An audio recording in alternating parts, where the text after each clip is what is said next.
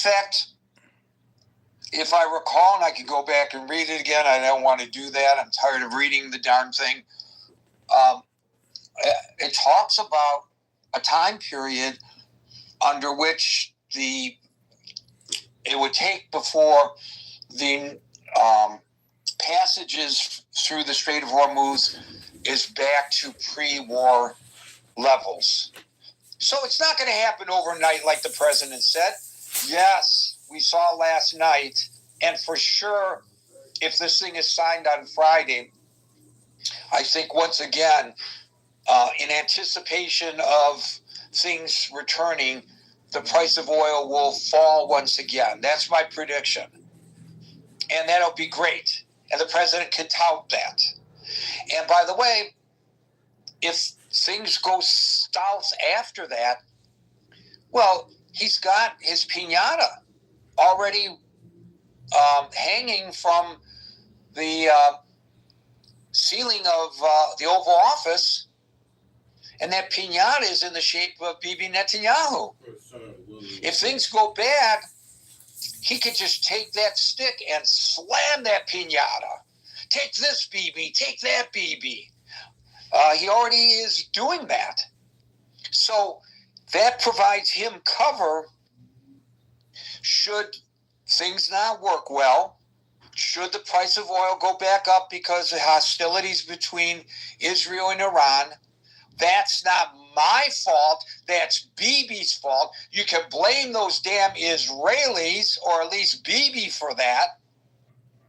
And he would escape, he hopes, I think, the ire of the voters during the midterm elections. It's actually a brilliant strategy if you stop and think about it. Thank you, Les. We'll go to David, followed by R. Mays. Oh man, a lot to absorb, Gary. A lot to absorb. Iran, like the United States, as an empire, just got lucky in terms of their geography, in terms of their mountains, in terms of their control of this waterway. Very similar to the luck we had as a nation building the British Empire, and the fact that we were able to be buffered by two large oceans. We're the only empire in history, and Marshall's not here to corroborate, but I think we're the only empire in history that are surrounded by two big oceans. And that's given us a lot of luxury to decide how we engage the international world when it comes to conflicts. And Iran is now able to, punch above its weight quite dramatically here with this Hormuz situation and bring our great nation to heel. And I think it's such a bad deal, Gary, that you've got congressmen, you got senators saying, "Oh, I haven't read it yet." Josh Hawley, Wicks, Senator Wicks, who's on the Armed Services Committee, they're basically telling the press they don't know what's in there, right? Because they know, like you said, Gary, as soon as the devil's in the details, when these devil details come out, they're going to laugh. They're going to say, "How do you support this?" And so we're playing sleight of hand here, with regard to letting this out. And I mean, even the Democrats are saying this isn't good for us. So the president is going to have to figure out a way to sell it, not just to the Iranians, but to us. And we may not have a choice in how it gets settled. And of course, the laughing stock of all this, Gary, is that Obama was eviscerated in talk shows and Fox News, and giving Iran pallets of cash, and being criticized for being disloyal and committing treason. That president just took it. I mean, took blow after blow. And where's the reckoning for Trump? I want to see the same reckoning for this deal, Gary. I brought up a horrible comment in the room yesterday. I apologize for how inflammatory it was, but I can't seem to think that any Israeli or Jews in America are happy with this either. And it's where's our alliance? Where's the investment that we both make on both sides? And you're right. Israel's being used now because Trump can play both sides, and he'll probably tell Bibi, "Listen, Bibi, I'm going to have to embarrass you a little bit here on the national stage. but don't worry, your people still love me. I can still be prime minister if I wanted to. Kind of that. He's got that bluster and he's got that hubris, Gary, that I think is in a way not serving either one of our nations very well here. And so, Gary, I think at the end of the day, big business spoke, big oil, big insurance, all the corporations that have to still live off of this resource that we found over 150 years ago plus. It speaks to what the international community really should be doing, which is finding a way to get off this damn oil as quickly as possible. If we want to tame this Islamic fundamentalism in Iran, we need to get off of oil as fast as we can. Otherwise, they're in the catbird seat for however many decades that we have to continue to rely on this substance. And there's nothing in the world to replace it yet. We can't run our militaries off of solar. We can't run our military off of well, we used to run it off of coal, but off of wind. So we need to figure this out before we continue to, potentially bankrupt the world economy, which I believe we're really on the verge of hitting. So, Howard, your mic's up. You got a question? Howard? Anyway, that's all I got, Gary. I'll go ahead and land and let others speak. So, David, let's go back to the origins of the MAGA movement. I think there were two chants that were the most prevalent. The first one was, lock her up, lock her up, lock her up, lock her up. And the other one was, drill, baby, drill, drill, baby, drill, drill, baby, drill. Now, he was not successful in locking her up. And perhaps he was never serious about locking her up because when he took office the first time, he never took any real action to lock her up. But he certainly has moved forward with drill, baby, drill. And any attempts at alternative energy are being blocked by this administration. They filed lawsuits against wind farms. And they come up with legal and ecological reasons for their arguments, and they may be right. I don't know. This is not a new concept. It wasn't just Iran, it was OPEC that was the concern, because OPEC controlled the price of petroleum more so than maybe than they do today. And we have been saying for national security reasons, we've got to get off of our fossil fuel desires in this country. And so, I don't know if this is a fair assessment or not, but the arguments will be made, such as you just made now, forever and ever, that we have to wean ourselves from fossil, come up with alternative forms of energy. Sometimes we do successfully come up with them, and then there's pushback against them, like nuclear. I get that. But this administration has very decidedly moved in the other direction. Back to coal, back to oil. I guess one could question the reason why. Maybe there are between us. I don't think the way it's really exists.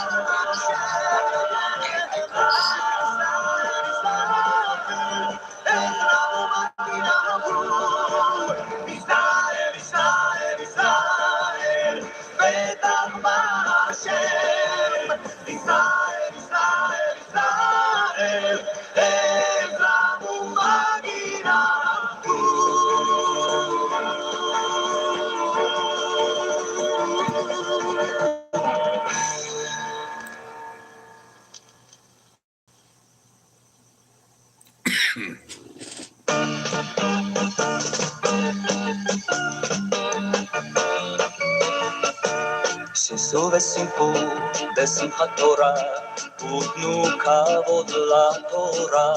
ששו ושמחו, בשמחת תורה, ותנו כבוד לתורה, שישו ושמחו בשמחת תורה, ותנו כבוד לתורה, שישו ושמחו בשמחת תורה, ותנו כבוד לתורה, שישו ושמחו בשמחת תורה, ותנו כבוד לתורה, שישו ושמחו בשמחת תורה, ותנו כבוד לתורה, שישו ושמחו בשמחת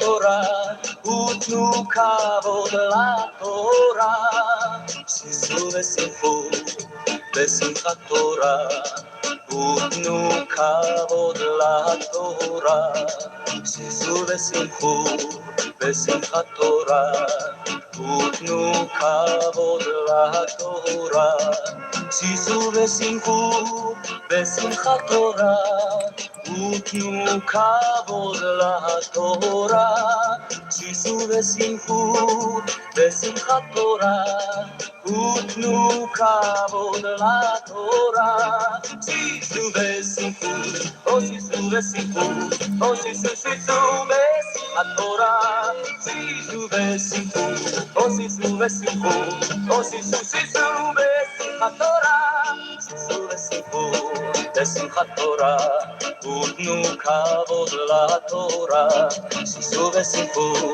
בשמחת תורה, ותנו כבוד לתורה, שישו ושמחו בשמחת תורה, ותנו כבוד לתורה, שישו ושמחו בשמחת תורה, ותנו כבוד לתורה, שישו ושמחו בשמחת תורה, ותנו כבוד לתורה, שישו ושמחו בשמחת תורה, ותנו כבוד לתורה, שישו ושמחו בשמחת תורה, ותנו כבוד לתורה, שישו ושמחו בשמחת תורה, ותנו כבוד לתורה.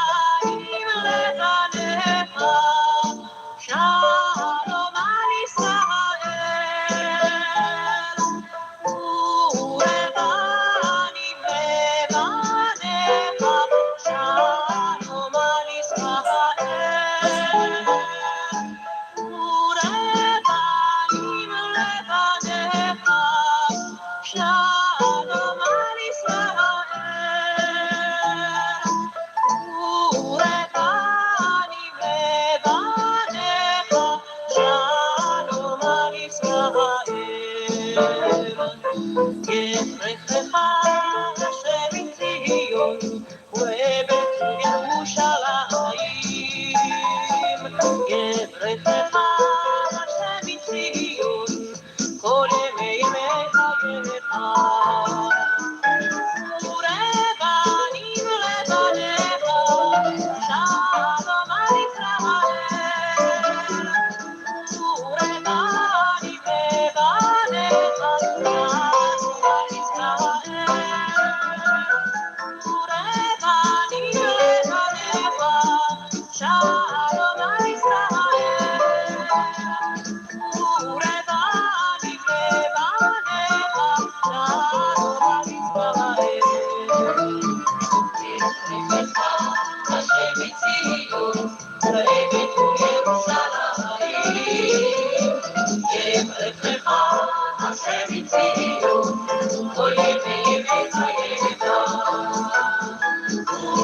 ורבנים לבניך שלום על ישראל ורבנים לבניך שלום על ישראל ורבנים לבניך שלום על ישראל ורבנים לבניך שלום על ישראל שלום על ישראל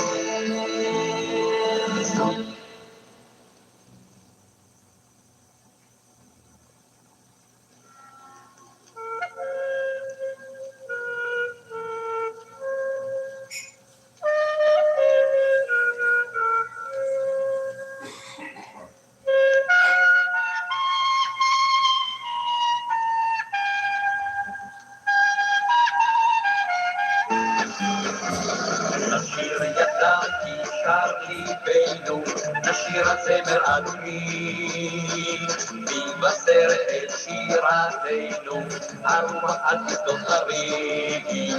שירה נאה אשיר בקול, עלי ישירו מרחבים, שירת יעלו כל יום אור, ומה יפים הם החיים. שירה נאה אשיר בקול, עלי ישירו מרחבים, שירת יעלו כל יום אור, ומה יפים הם, ומה יפים הם, ומה יפים הם החיים. נשיר ידיו כי שר ליבנו, נשיר הזמר אדומים, מבשר את שירתנו, הרוח אל תסדות הרים. שירה נאה אשיר בקול, עלי ישירו מרחבים, שירת יעלו כל יום אור, ומה יפים הם החיים.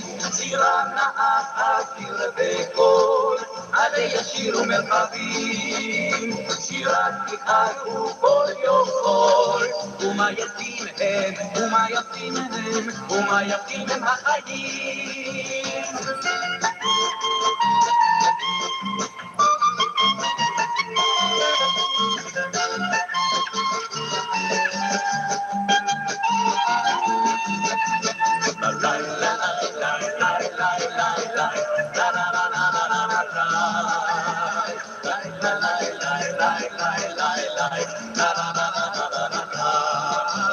שירה נאה אשיר בקול, עלי ישירו מרחבים, שירת יעלו כל יום אור, ומה יפים הם החיים.